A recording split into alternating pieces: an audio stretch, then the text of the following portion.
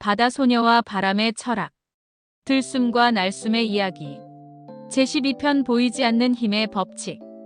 갈릴레이를 만난 후 인선은 온도계를 가지고 다니며 바람과 온도의 관계를 관찰하기 시작했다. 정말로 갈릴레이의 말처럼 과학적 관찰이 자연을 더욱 경이롭게 만들어 주었다. 하지만 여전히 궁금한 것이 있었다. 바람은 왜 그런 방향으로 불까? 무엇이 바람을 움직이게 하는 걸까? 그날 밤 인선은 버스를 타고 활오름 근처의 언덕에서 별을 보고 있었다. 갈릴레이가 준 온도계로 밤 공기의 온도를 재어보니 낮보다 5도나 낮았다. 그래서 바람의 방향도 바뀐 것 같았다. 온도가 바뀌니까 바람도 바뀌네. 인선이 중얼거렸다. 그것은 열에 의한 대류 현상이지. 갑자기 들린 목소리에 인선이 놀라 뒤를 돌아봤다. 긴 가발을 쓴 남자가 거기 서 있었다. 17세기 영국 신사 같은 차림새였는데 손에는 사과 하나를 들고 있었다. 누구세요? 아이작 뉴턴이다. 영국의 수학자이자 물리학자지. 뉴턴. 인선이 놀랐다. 사과가 떨어지는 걸 보고 만유인력을 발견하신 분이세요? 뉴턴이 손에 든 사과를 보며 웃었다. 그 이야기는 좀 과장된 것 같고. 하지만 중력에 대해서는 오랫동안 연구했지. 그런데 내가 방금 말한 것이 정확해. 온도 차이가 공기의 움직임, 즉 바람을 만들어내는 거야. 어떻게요? 뉴턴이 사과를 공중에 던져 올렸다. 사과는 포물선을 그리며 떨어졌다. 모든 물체는 힘을 받으면 움직여. 이것이 나의 제1법칙, 관성의 법칙이야. 사과를 받아준 뉴턴이 계속 설명했다. 공기도 마찬가지야.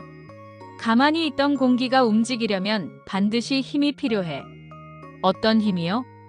여러 가지가 있어. 첫 번째는 압력 차이야. 뉴턴이 깊이 숨을 들이쉬며 설명했다. 뜨거운 공기는 가벼워져서 위로 올라가고 차가운 공기는 무거워져서 아래로 내려와.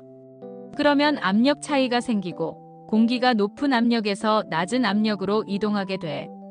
그게 바람이 되는 거군요. 맞아. 이것이 내 제2법칙과 관련이 있어. 힘은 질량 곱하기 가속도야. 뉴턴이 땅의 공식을 써가며 설명했다.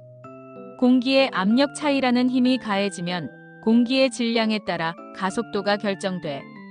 그래서 바람의 세기가 정해지는 거지. 인선은 이 수학적 설명이 신기하면서도 어려웠다. 그런데 선생님, 제가 물질할 때 느끼는 것과도 관련이 있나요? 물론이지. 물속에서 너를 둘러싼 압력과 수면 위의 압력이 다르잖아. 그 압력 차이 때문에 내 몸이 위로 밀려 올라가는 거야. 부력이요? 그렇다. 부력도 압력 차이로 설명할 수 있어. 물속에서는 깊이에 따라 압력이 달라지거든. 뉴턴이 인선의 온도계를 보며 말했다. 갈릴레이를 만났구나. 좋은 스승을 만났어. 네. 그런데 갈릴레이 선생님과 뉴턴 선생님의 연구가 어떻게 연결되나요? 갈릴레이는 관찰과 실험의 중요성을 가르쳐 주었고 나는 그것을 수학으로 정리한 거야. 뉴턴이 하늘을 올려다봤다. 달이 지구 주위를 도는 것과 사과가 땅으로 떨어지는 것이 같은 힘 때문이라는 걸 깨달았을 때 우주 전체가 하나의 법칙으로 움직인다는 것을 알았어. 신기해요. 바람도 마찬가지야. 아주 작은 미풍부터 거대한 태풍까지 모두 같은 물리 법칙을 따라. 단지 규모만 다를 뿐이지. 뉴턴이 갑자기 일어나서 팔을 휘둘렀다. 내가 팔을 휘두르면 공기가 밀려나가면서 작은 바람이 생겨. 이것이 제3법칙, 작용, 반작용의 법칙이야. 작용, 반작용이요? 모든 작용에는 크기가 같고 방향이 반대인 반작용이 있다는 거야. 내가 공기를 밀면 공기도 나를 똑같은 힘으로 밀어내. 뉴턴이 인선을 바라보며 말했다. 내 숨비 소리도 그래. 내가 공기를 밀어내면서 소리를 내면 공기도 너에게 반작용을 가해. 그래서 소리가 전달되는 거야. 그런데 선생님, 압력에 대해서 더 자세히 알고 싶어요. 높은 곳에 올라가면 숨쉬기가 어려워진다고 들었는데. 아, 좋은 질문이야. 그것이 바로 고도와 기압의 관계지. 뉴턴이 설명했다. 우리가 바다에서 사는 이유 중 하나가 바로 기압 때문이야. 바다 수면에서의 기압이 인간이 살기에 가장 적당해. 왜요? 공기는 중력 때문에 지구로 끌려와. 그래서 아래쪽일수록 공기가 많이 쌓여서 압력이 높아지고 높은 곳으로 올라갈수록 압력이 낮아져. 뉴턴이 손으로 산을 가리키는 신용을 했다. 한라산 정상에 올라가면 공기가 희박해져서 숨쉬기 어려워. 이것을 고산병이라고 해. 더 높은 산에서는 산소통을 가져가야 하지. 산소통이요? 그렇다. 높은 곳의 낮은 기압에서도 충분한 산소를 공급하기 위해 압축된 공기를 통해 담아서 가져가는 거야. 마치 내가 물속에서 숨을 참는 것과 반대 상황이지. 인선은 흥미롭게 들었다. 그럼 날씨도 기압과 관련이 있나요? 물론이지. 기압은 날씨를 결정하는 가장 중요한 요소 중 하나야. 뉴턴이 하늘을 올려다보며 설명했다. 고기압 지역에서는 공기가 아래로 내려와서 구름이 사라지고 맑은 날씨가 돼. 반대로 저기압 지역에서는 공기가 위로 올라가면서 구름이 생기고 비가 와. 신기해요. 그리고 고기압과 저기압 사이에는 기압골이라는 것이 있어. 마치 산골짜기처럼 기압이 낮은 지역인데 여기서는 바람이 빠르게 흘러가면서 날씨가 급변하지. 뉴턴이 계속 설명했다. 제주도 같은 섬은 이런 기압 변화의 영향을 특히 많이 받아. 바다 위를 지나온 기압골이 섬을 휩쓸고 지나가면서 갑자기 바람이 강해지거나 비가 내리기도 하지. 그래서 해녀들이 날씨를 잘 봐야 하는군요. 맞아. 내가 물질하기 전에 하늘을 보고 바람을 느끼는 것도 일종의 기압 변화를 감지하는 거야. 오랜 경험으로 몸이 기압 변화를 알아차리는 거지. 우와. 그리고 새들이 나는 것도 마찬가지지. 새가 날개로 공기를 아래로 밀면 공기가 새를 위로 밀어 올려주는 거야. 뉴턴이 잠시 생각하더니 말했다. 그런데 공기에는 또 다른 흥미로운 성질이 있어. 점성이라는 것이지. 점성이요? 공기 분자들 사이에 끈끈한 성질이야. 물에도 점성이 있지만 공기에도 있어. 뉴턴이 손으로 공기를 천천히 젓는 신용을 했다. 내가 물속에서 움직일 때 느끼는 저항이 바로 점성 때문이야.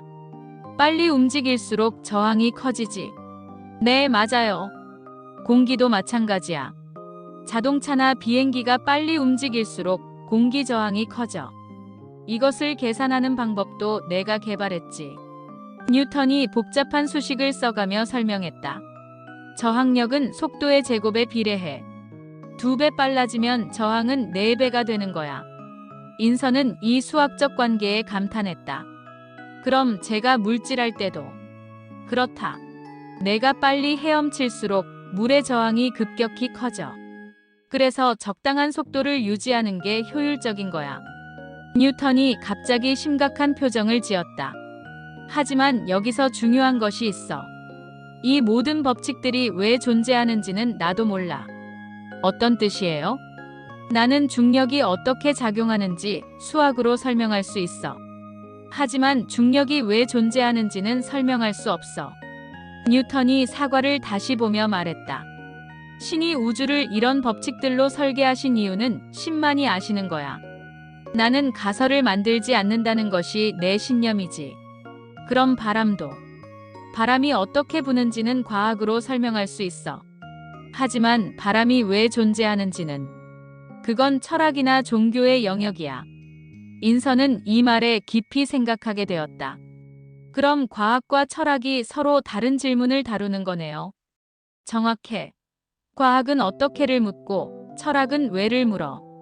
둘 다 필요한 질문들이야. 뉴턴이 인선에게 작은 추를 건네주었다. 이것을 가져가라. 단진자 실험을 할 수 있는 추야. 진자의 죽이는 길이에만 의존하고 질량과는 무관해. 이것도 흥미로운 물리 법칙이지. 감사합니다. 그리고 기억해라. 과학은 겸손해야 한다는 것을. 내가 멀리 볼 수 있었다면 그것은 거인들의 어깨 위에 서 있었기 때문이야. 뉴턴이 하늘의 별들을 바라보며 말했다. 우주는 무한히 크고 복잡해. 우리가 아는 것은 바닷가에서 예쁜 조개 껍데기 몇 개를 주운 것에 불과하지. 그럼 바람에 대해서도 아직 모르는 게 많은 거네요. 당연하지. 나는 바람의 기본 법칙만 설명했을 뿐이야. 실제 대기의 움직임은 훨씬 복잡해. 지구의 자전, 태양열의 불균등한 분포, 바다와 육지의 차이. 모든 것이 영향을 줘. 뉴턴이 일어나며 마지막으로 말했다. 하지만 기본 법칙을 알면 복잡한 현상도 이해할 수 있어. 내 숨비 소리도 마찬가지야. 복잡해 보이지만 결국은 압력, 진동, 파동의 기본 법칙들이 작용하는 거야. 달이 구름 뒤로 숨어들고 있었다. 이제 갈 시간이군. 하지만 기억해라. 자연의 법칙은 아름답다는 것을. 수학적으로 정확하면서도 시적으로 우아해. 뉴턴이 사라진 후 인선은 받은 추를 들여다봤다. 작은 금속 덩어리였지만 그 안에 진자의 법칙이 숨어 있다고 생각하니 신기했다. 집으로 돌아가는 길에 인선은 뉴턴의 말들을 되새겼다. 과학은 어떻게를 설명하고 철학은 왜를 탐구한다는 것. 그리고 둘 다 필요하다는 것. 그날 밤 잠자리에서 인선은 생각했다. 자신의 숨비 소리가 압력 차이와 공기 진동으로 설명된다는 것을 알았지만 그렇다고 해서 그 소리의 의미가 줄어들지는 않았다. 오히려 우주의 정교한 법칙들이 자신의 작은 호흡에도 작용하고 있다는 것이 더욱 경이로웠다. 그리고 뉴턴이 말한 고산병과 기압 이야기도 흥미로웠다. 자신이 바다에서 물질할 때 느끼는 압력 변화와 산에 올라갈 때의 기압 변화가 정반대 현상이라니. 물속에서는 압력이 높아져서 공기가 압축되고 높은 산에서는 압력이 낮아져서 공기가 희박해진다는 것. 인선은 문득 궁금해졌다.